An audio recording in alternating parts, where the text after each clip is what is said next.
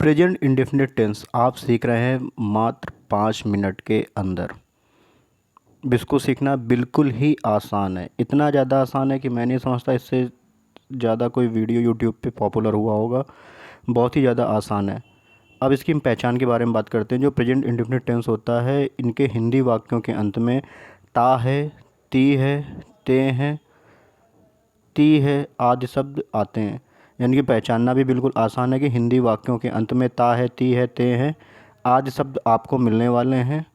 इनसे आप पहचान जाएंगे कि ये प्रेजेंट इंडेफिनिट टेंस है। बात करते हैं कि जो भी आपके वाक्य होते हैं, वाक्य की जब आप आखिरी में जाते हैं तो ये सब चीज़ें आपको देखने को मिल जाती हैं। ये जो प्रेजेंट इंडेफिनिट टेंस है, इसमें हम सिर्फ 3 चीज़ों के बारे में डिस्कशन करने वाले हैं। एक तो हम अफर्मेटिव सेंटेंसेस के बारे में जानेंगे, नेगेटिव सेंटेंसेस के बारे में जानेंगे, इंट्रोगेटिव सेंटेंसेस के बारे में जानने वाले हैं हम। ये जो अफर्मेटिव सेंटेंस हैं ये हमारे साधारण वाक्य हैं। जो हमारे नेगेटिव सेंटेंस हैं ये हमारे नकारात्मक वाक्य होने वाले हैं।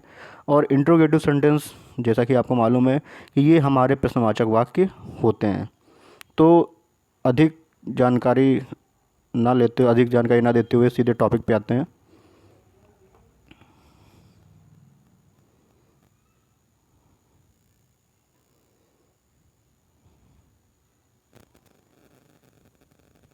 प्रेजेंट इंडेफिनिट टेंस सीखने का ये सबसे आसान तरीका है। विद इन 5 मिनट्स के अंदर आप सब कुछ सीखने वाले हैं। बात करेंगे अफर्मेटिव सेंटेंसेस की। अफर्मेटिव सेंटेंसेस को कैसे करेंगे? सबसे पहले हमें सब्जेक्ट मालूम होना चाहिए, वर्ब मालूम होनी चाहिए, वर्ब की फर्स्ट फॉर्म हमें मालूम होनी चाहिए और हमें ऑब्जेक्ट मालूम होना चाहिए। अगर ये 3 चीज़ें मालूम है, सिंपल सी 3 चीज़ें हैं, subject plus verb plus object. और प्रेजेंट इंडेफिनिट टेंस में तो हम वर्ब की फर्स्ट फॉर्म का ही इस्तेमाल करते हैं, वो चाहे नेगेटिव हो या इंट्रोगेटिव हो, वर्ब की फर्स्ट फॉर्म का इस्तेमाल करते हैं। कुछ प्रिकॉशंस होते हैं वो आपको मालूम होने चाहिए। सब्जेक्ट हम कैसे ढूंढते हैं? जो भी हमारे सामने वाक्य दिया गया है उस वाक्य से हम क्वेश्चन करते हैं। जैसे राम जाता है, तो हम राम जाता है में क्वेश्चन कैसे करेंगे? कौन जाता है? तो आंसर आता है राम। तो ये राम हमारा क्या हो जाएगा?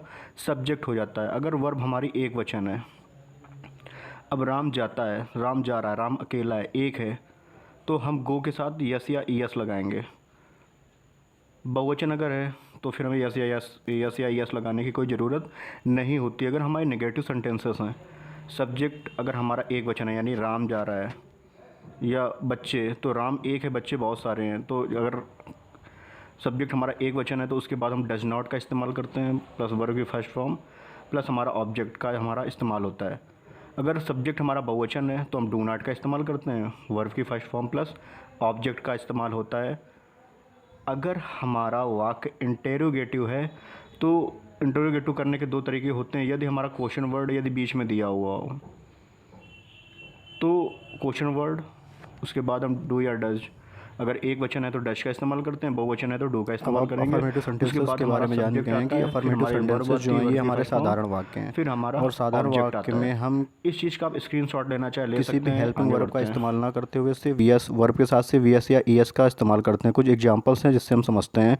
जैसे यहाँ दिया हुआ मैं पढ़ता हूँ, तो मैंने बोला था कौन पढ़ता है, तो आंसर आया मैं पढ़ता हूँ, मैं आई। और यहाँ पे वर्ब क्या है? पढ़ना, तो हो गया read.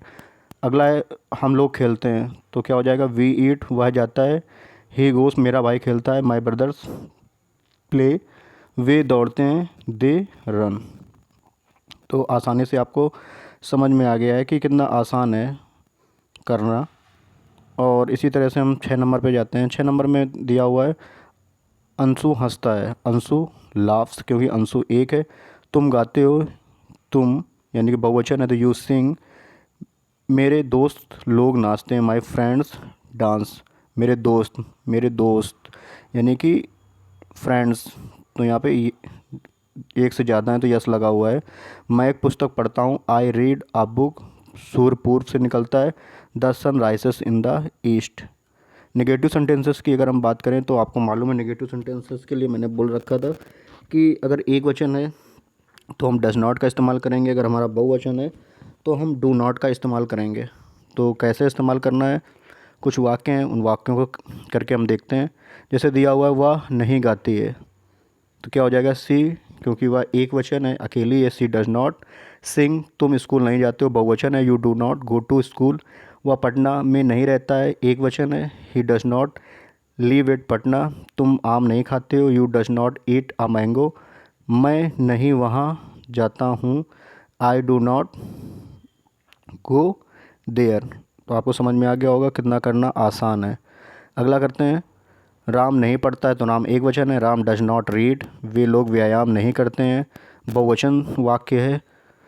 They do not take exercise, आप यह काम नहीं करते हैं। You do not do this work, Mohan मांस नहीं खाता है।